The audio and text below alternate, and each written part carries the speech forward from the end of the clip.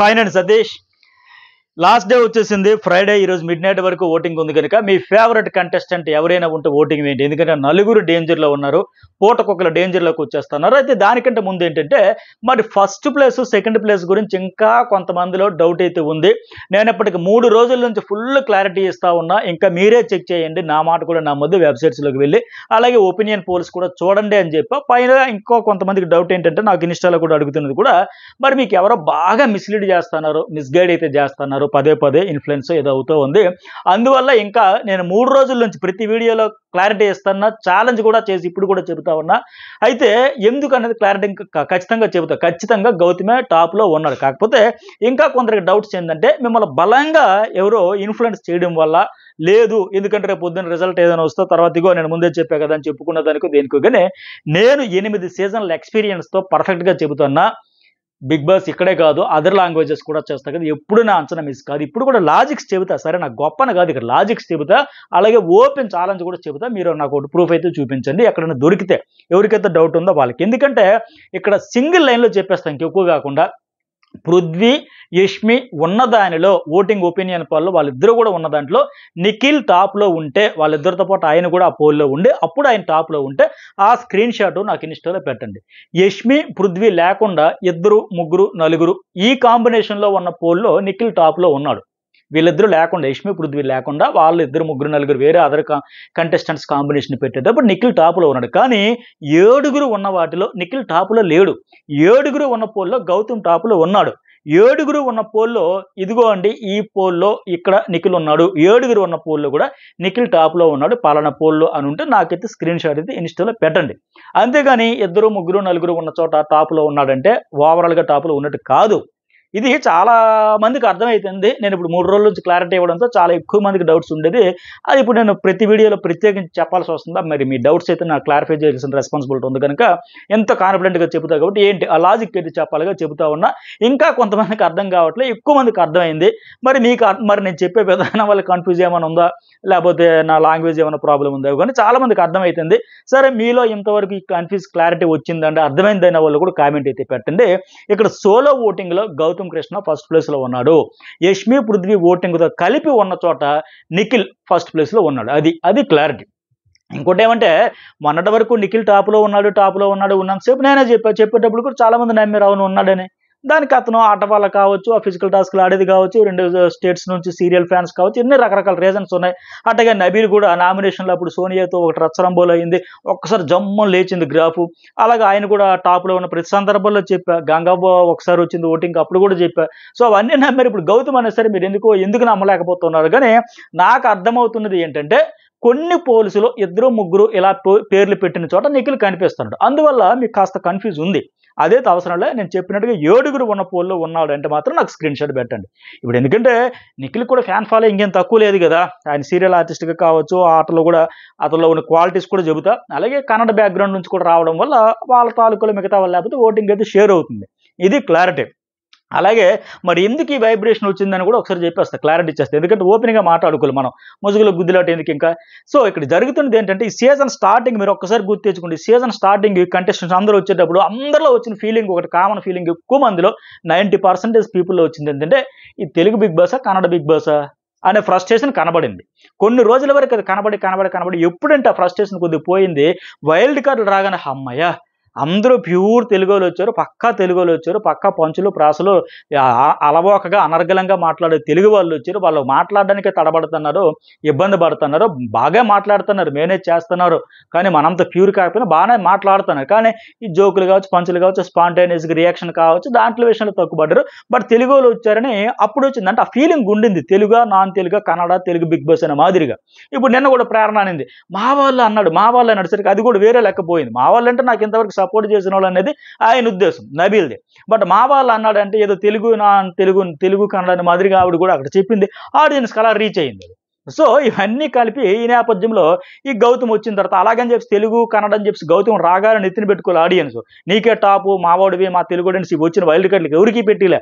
ఇందులో కూడా ఆటపరంగా ఆ ఫైర్ వచ్చినప్పుడు, ఆ గేమ్ విధానంగా రైవలరీ వచ్చేటప్పుడు ఆటోమేటిక్గా ఆటలో టార్గెట్కి గురవుతున్నాడా, లేకపోతే ఇతన్ని తక్కువ చేశారా, లేకపోతే ఇతని మీదే ఫోకస్ పెట్టారా, ఇతను కూడా డి అంటే డి అన్నట్టు వెళ్ళాడా, ఇవన్నీ చూసుకొని ఆ ట్రయాంగిల్ విషయంలో వీటన్నింటి వల్ల అతను కూడా కనెక్ట్ అయింది. అబ్బా మా తెలుగు గౌతము, అలాగే మరి మా తెలుగు టేస్టీ తేజ, మా తెలుగు రోహిణి, మా తెలుగు అవినాష్, మా తెలుగు హరితేజ ఎట్లా ఎందుకు కనెక్ట్ అయిపోలే? మిగతా ఇప్పుడు 8 మంది వచ్చారు, బట్ 8 మందికి అవ్వలేదు కదా. మా 8 మందిలో మళ్ళీ ఇతనికి ఒక్కడికే వచ్చింది ఎందుకు? అది కూడా రాగానే వచ్చేలేదు కదా, ఏడో వారం అవుట్ అయిపోవలసింది కదా. సో ప్రేక్షకులుగా ఉండవు, ఆటోమేటిక్గా ఆడియన్స్ పరంగా ఆట పరంగా వచ్చేటప్పుడు ఇది ఆటోమేటిక్గా ఇది బయటపడింది అనమాట. First Telugu Bigg Boss Kannada Bigg Boss నుంచి సరే మనోడు కూడా వచ్చాడు అని మాదిరిగా వచ్చింది తప్ప ఇంకోటి కాదు. ఇది క్లారిటీ. సరే ఇప్పుడు గౌతమ్ కృష్ణ కూడా ప్రస్తుతానికి ఎట్లా ఉందంటే 31% ఓటింగ్ జరుగుతుంది, 30-31%. అయితే ఇంకా ఆ యష్మికి వాళ్ళకి కాస్త దూరం ఉంటే ఎలివేషన్ పెరుగుతుంది, ఇంకా దగ్గరైపోయి నన్ను కూడా చూసాం మళ్ళీ జోకులు వేసుకుని అది కాదు యష్మి ఇది కాదు యష్మి అంటే ఆటోమేటిక్ తగ్గిపోద్ది. ఆ రైవలరీ అనేది తగ్గిపోతే ఆ ఫాలోయింగ్ కూడా తగ్గిద్ది. ఆ రైవలరీ కంటిన్యూ చేస్తే ఇంకా బాగుంటుంది. అయితే సోలో బాయ్ అయితే నిన్న టాస్క్లో మాత్రం ఏదో ఒక పక్క స్టాండ్, ఎందుకంటే లాస్ట్లో రోహిణి ఎక్స్పెక్ట్ చేసింది అతని నుంచి ఆ సపోర్ట్ వస్తుందని, బట్ చేయలే, నాకెందుకు లేనటువంటి అట్లా కాకుండా ఏదో ఒక పక్క స్టాండ్ తీసుకుంటే బాగుండేది అక్కడ రోహిణి వైపు అయినా సరే. ఎందుకంటే ఎక్కువ మంది ప్రేరణకు సపోర్ట్ చేసేటప్పుడు ఆటోమేటిక్గా రోహిణి వైపు సింపతి వస్తుంది. ఆడియన్స్ అరే ఈ అమ్మాయి కూడా సపోర్ట్ చేస్తే బాగుంది కదా, మంచి టగ్ ఆఫ్ వార్ అయినట్టు అయ్యి ఉండి గెలిస్తే బాగుంటుంది కదా, వార్ వన్ సైడ్ అయిపోతుంది అన్న మాదిరిగా వస్తుంది. అలాంటప్పుడు ఇతను కూడా స్టాండ్ తీసుకుని ఫైట్ చేసి సపోర్ట్ చేసి ఉంటుంటే ఎలివేషన్ మరింత పెరిగేది. అక్కడ అలాంటి విషయాలు ఇతను మాత్రం ఫెయిల్ అవుతుండ్రు. ఒక ఒపీనియన్ ఓ స్టాండ్ అంటూ తీసుకోకపోవడం వల్ల సేఫ్ గేమ్ లెక్క నాకెందుకు అనుకుంటే. అలాగే రెండో ప్లేస్లో నిఖిల్ పక్కగా టాప్లో ఉన్నాడు, 25-26%. ఇతను కూడా 1% పెరుగుతుంది. పక్క ఫిక్స్డ్ ఓటు బ్యాంక్ అయితే ఉంది ఇతనికి. అందుకే గౌతమ్ అది నిలబెట్టుకోవాలన్నా సరే ఇంత ఫిక్స్డ్ సాలిడ్ ఓటు బ్యాంక్ అయితే గౌతమ్కి లేదు గతంలో. అలాగే రైవలరీ వల్ల పెరిగింది. అది ఇంకా నిలబెట్టుకోవాలంటే ఇదే రైవలరీ మరొక 3 వారాలను కంటిన్యూ చేయాలి. లేకపోతే ఎందుకంటే నిఖిల్కి భయంకరమైన ఫ్యాన్ ఫాలోయింగ్ పక్క ఫిక్స్డ్. ఆ హరి మీద గిరిబడిన గిరి మీద హరిబడినది అంటారు కదా, అటు నుంచి ఇటు జరిగిన 100 అయినా 106 అయినా అది చెక్కు చెదరదు, అట్లా ఉంది అది. ఎందుకంటే అయితే ఆయనకి బ్యాడ్ లక్ ఏంటంటే ఇప్పుడు గత వారం నుంచి చూసుకుంటే టాస్క్లు ఆడేదానికి కానీ స్క్రీన్ స్పేస్కి కానీ కంటెంట్కి అయితే స్కోప్ తగ్గిపోతుంది. అయితే ఇతను గొప్ప క్వాలిటీ ఏంటంటే బ్యాక్ పిచ్చింగ్ చేయడు. అవతల వాళ్ళు చెబుతుంటే అవునా అలా వింటాడు, లాస్ట్లో జస్ట్ మామూలుగా ఒక మాట చెబుతాడు తప్ప ఇన్వాల్వ్ అయిపోయి ఇప్పుడు హరితేజ్ ఉంది, విష్ణు ఉంది, ఇక్కడ అక్కడ ఓ కలగా పొలగం నోరుంది మాట్లాడడానికే నాన్ స్టాప్గా మాట్లాడడానికి అన్నట్టు ఉంటే ఇతను మాత్రం ఆ పృథ్వీ చెప్పినా యష్మి చెప్పినా ప్రేరణ చెప్పినా ఎక్కువగా వింటాడు, తక్కువగా మాట్లాడతాడు. బ్యాక్ బిచ్చింగ్ అండ్ ఫిజికల్ టాస్క్లా ఇచ్చి పడేస్తాడు, నో డౌట్ పక్కా బ్రహ్మాండంగా ఆడతాడు, కొట్టేస్తాడు. నా రోహిణి అడిగితే కూడా ఓకే మనం ఆడద్దాం మనం గెలిచేద్దామని కూడా మాట ఇచ్చాడు, ఖచ్చితంగా ఆడేవాడు. ఇప్పుడు నేను చూడండి పృథ్వీ కోసం ఎంత కష్టపడి ఆడాడు, దిప్పిడి పరిగెత్తి మూటలేసి ఇవన్నీ కూడా ప్లస్ పాయింట్ అవుతుంది. ఇక థర్డ్ ప్లేస్లో ప్రేరణ ఉంది, ఒక 14% వరకు వచ్చింది. ఇక ఈరోజు ఈవిడికి ఎపిసోడ్ ఎలా ఉంటుందో చూడాలి, ఎందుకంటే ఈ ఎవిక్షన్ షీల్డ్ చుట్టూ గేమ్ అయింది కనుక దానికి సంబంధించి ఇప్పటికే మన జర్నలిస్ట్ సదస్సులో మార్నింగ్ 5 o'clockకి నేను వీడియో అప్లోడ్ చేస్తాను. చాలా ఇంట్రెస్ట్గా ఉంటుంది, ఫుల్ డీటెయిల్డ్గా చెప్పా, ఎవరు చెప్పనంత వడ్డించిన విస్తరలాగా ఉంటుంది నా అనాలిసిస్, అంత పర్ఫెక్ట్గా చెబుతా. మరి ఖచ్చితంగా నా అనలైజ్ నచ్చితే లైక్స్ చేయండి, మీరు ఎక్కువ లైక్స్ చేస్తే ఎక్కువ మందికి రీచ్ అవుతుంది. ఈ వీడియో కూడా లైక్ చేయండి, అడగడం మర్చిపోయినా సరే. నేను ఎందుకంటే ఈ ప్రతిసారి ఏం అడుగుతాను కాస్త మొహమాటం అయితే నాకు ఎక్కువే, అయినా సరే మనవాళ్ళే కదా అడిగితే తప్పేమో ఉందని ఉద్దేశంతో పదే అడుగుతూ ఉంటా. సో లైక్స్ చేయండి, ఈ వీడియోకి చేయండి, ఆ వీడియో కూడా లైక్ చేయండి, ఎక్కువ మందికి రీచ్ ఉంటుంది. అలాగే కామెంట్ కూడా చేయండి. ఇక తర్వాత విష్ణుప్రియ ఒక 7-8% ఉంటే యష్మి మళ్ళీ 5th ప్లేస్లో ఉంది, 6వ ప్లేస్ నుంచి 5కి వచ్చి ఇట్లా ఉంది ఈమె. నెక్స్ట్ కొద్దిగా బెటర్ అయ్యింది. అలాగే హరితేజ 5వ ప్లేస్ నుంచి ఏకంగా 6కు వచ్చేసింది. అట్లాగే లాస్ట్లో పృథ్వీ ఉన్నాడు, 7వ ప్లేస్లో ఉన్నాడు ఇతను. సో ఇది పరిస్థితి, పృథ్వీయే వెళ్ళిపోయే ఛాన్సెస్ ఎక్కువగా ఉన్నాయి, వెరీ హై ఉన్నాయి. ఎందుకంటే నేను ఏదో మూట విసిరితేనే అది మామూలు చిన్నదే, వాళ్ళు ఎన్నేసి బ్యాగులు పట్టుకెళ్తానంటే అది బరువైనవి కూడా కానట్టే ఉంది, మరి అంత అవలేలుగా తీసుకుపోతున్నారు ఇన్ని పట్టుకురండి. సో దానికి అంత ఫీల్ అయిపోతున్నాను. మరి ఇతను ఫిజికల్ టాస్క్లు ఏ రేంజ్లో ఆడతాడు, గుండెలు బాదుకొని పెడబొబ్బులు పెట్టేసి మాదిరిగా మీదకు వచ్చేసి ఫిజికల్ అయ్యే రేంజ్కి వచ్చేస్తానండి.